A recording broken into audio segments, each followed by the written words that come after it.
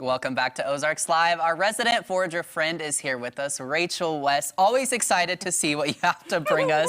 So first things first, how are you doing? Fantastic. I hung out at Wilson's Creek Battlefield today, it's such a really cool place to get to like wander with the kids. It's so vast. Yeah, absolutely. So good day overall. Okay, so I'm very intrigued by what you brought today, so tell me about it. Okay, so juniper is a native tree here. Now it's all the way from here to the East Coast.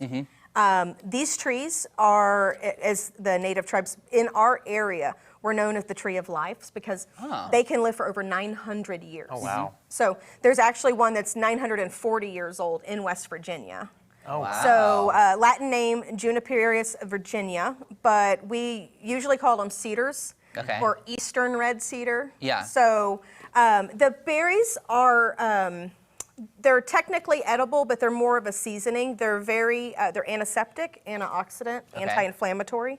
Highly, highly flavorful. So grab one of these berries. Now, I will say, because if anybody viewing is watching these berries, I am friends with Bo Brown. He wrote Foraging the Ozarks, and we hang out a lot. And I had to send him a picture of this big tree going, have you ever seen a cultivar? Yeah, because you were just so puzzled by it, which is so funny to me. Yeah, because these berries are giant. Yeah. But this tree was bigger around than like a lot of cottonwoods that were there. So I just couldn't believe. Yeah. But I use all parts of these. Okay. So the branches themselves, you can smoke with them. So smoking meats, put them on the grill. So does it add the nice flavor kind of? Yeah, like smell that? this. Like grab that and then.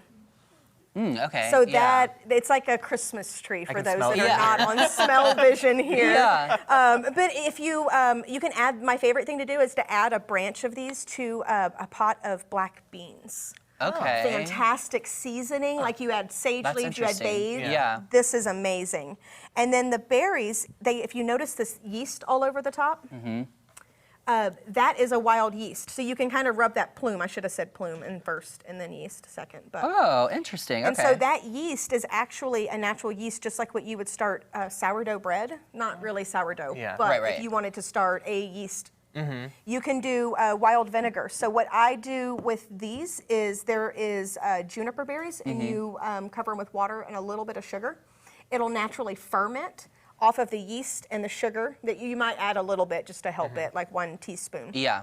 But your yeast then eats it just like in bread baking, so then it's not sweet. And what you're left with is a juniper vinegar. And you can do the same thing. I know I've talked about it before on here, but you can do the same thing with blackberry and persimmon and the pawpaw. Like there's a lot of different sources of yeast, but the juniper, as you can see, has the largest amount for our fall now, besides persimmon. So as far as the berry vinegar goes, what are going to be the best things to maybe cook with or add that to? Here. So the here. Just take that lid off. The so to use the vinegar, I will put it in a marinade.